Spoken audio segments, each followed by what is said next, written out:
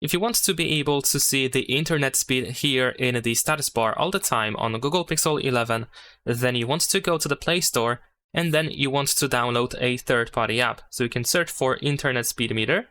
There we go, we can use suggestions, of course. And we can use, for example, this app over here. So we're gonna install it. The setup of this app is very, very simple. You just have to allow the access to notifications. So once you see this, after opening the app, tap on Grant Permission and choose Allow.